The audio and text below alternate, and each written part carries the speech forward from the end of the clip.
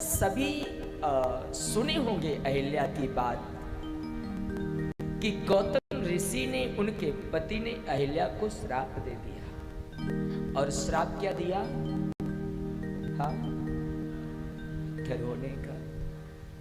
लेकिन मेरे भाई बहन, मैं निवेदन करूं ना, अहिल्या को केवल एक श्राप नहीं दिया गौतम ने, केवल पत्थर होने का श्राप नहीं था,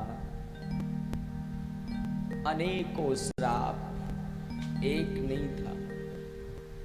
ये तो पत्थर होने का श्राप तो लास्ट में दिया गया, तो शिला हो जा। लेकिन अगर मैं विचार करूं ना, तो अपराध हुआ था अहिल्या से,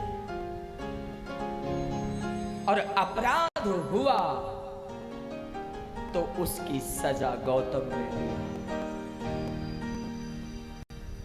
बड़ी गहराई में समझना। वाल्मीकि जी ने तो चर्चा किया है ना अहिल्या के चरित्र पर। वाल्मीकि में अगर मैं प्रवेश करूं, स्पष्टीकरण कर दिया बाबा ने बाहर।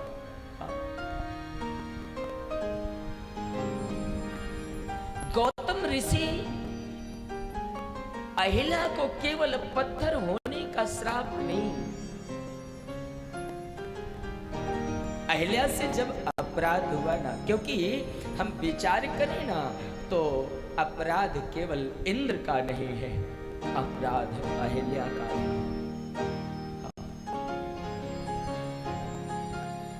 गोस्वामी जी ने तो मर्यादा में मानस को लिख दिया, और हम लोग लेके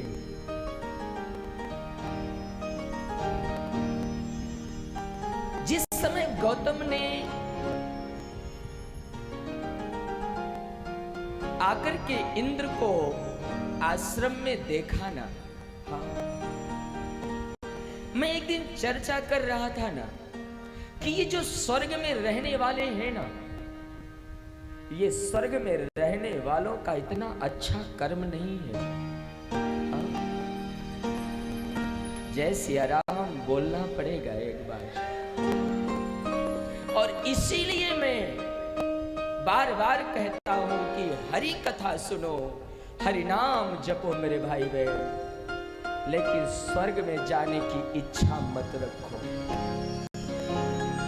स्वर्ग कोई इतनी अच्छी जगह नहीं है। अगर स्वर्ग इतनी अच्छी जगह होती तो शुक्र ताल में अमृत का कलश लेकर के इंद्र नहीं आता सुखदेव के पास कि मुझे कथा दे दो। स्वर्ग में, क्योंकि अगर मैं इन देवताओं पर चर्चा करूं ना, जिन्हें ये स्वर्ग में इंद्र है या कोई है, जो भी स्वर्ग में रहते हैं ना, स्वर्ग में रहने वाले इंद्र ने इतना बड़ा पाप किया, ऋषि पत्नी के साथ। हाँ? महापुरुष कहते हैं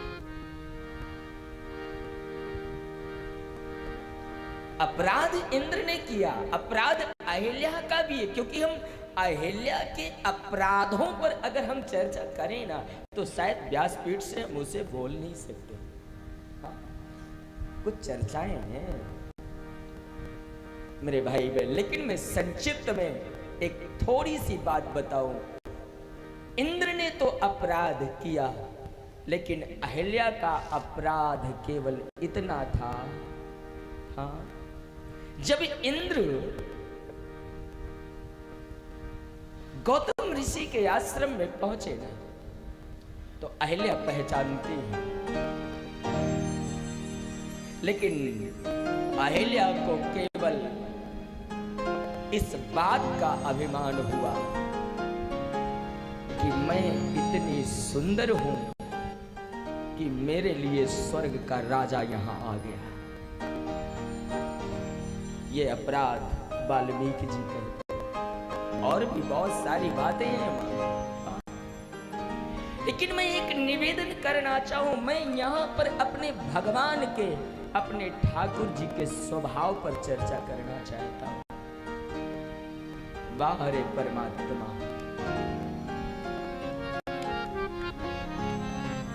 जिस समय अर्धरात्रि में गौतम ऋषि प्रातः काल सब जानते हैं गंगा स्नान करने जाते थे और इंद्र आधी रात में चंद्रमा को अपना साथी बनाया, अरुण पक्षी बना करके चंद्रमा ने आवाज लगा दिया अर्धरात्रि में। गौतम ने सोचा प्रातः काल हो गया और वो गंगा किनारे गए।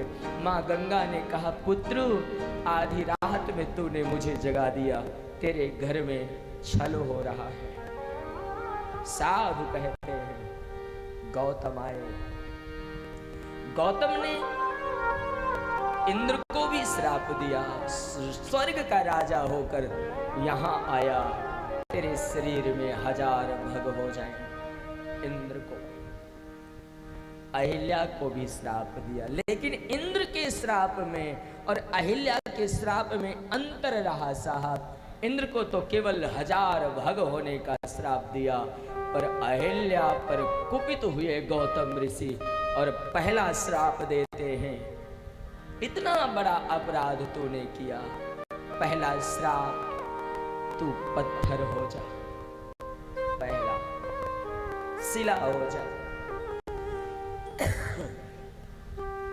दुनिया की शिलाओं में और जो अहिल्या रूपी शिला है ना, इसमें अंतर था साहब।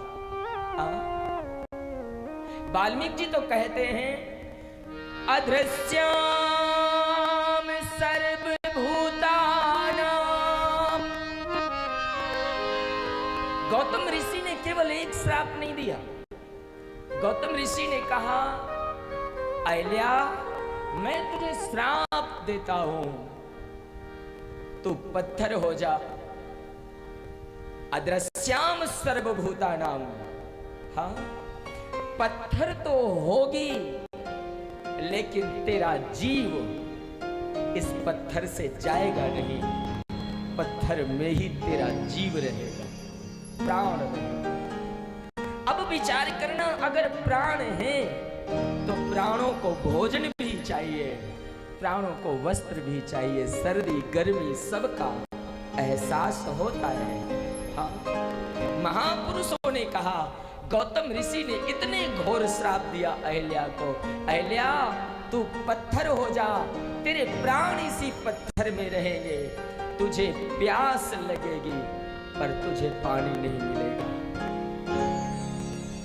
तुझे क्षुधा लगेगी, भूख लगेगी, पर तुझे भोजन भी नहीं मिलेगा, सर्दी गर्मी का एहसास होगा पर तुझे वस्त्र नहीं मिलेगा, और इतना ही नहीं, तू यहीं पत्थर बनकर के पड़ी रहेगी, दुनिया के लोग यहां से गुजरेंगे। वाल्मीकि जी तो कहते हैं गौतम ने श्राप दिया था, दुनिया के लोग यहां से गुजरेंगे, तेरे ऊपर गंदगी करेंगे, लेकिन तू किसी को नजर नहीं आएगी। अदृश्याम सर्वभूतानां,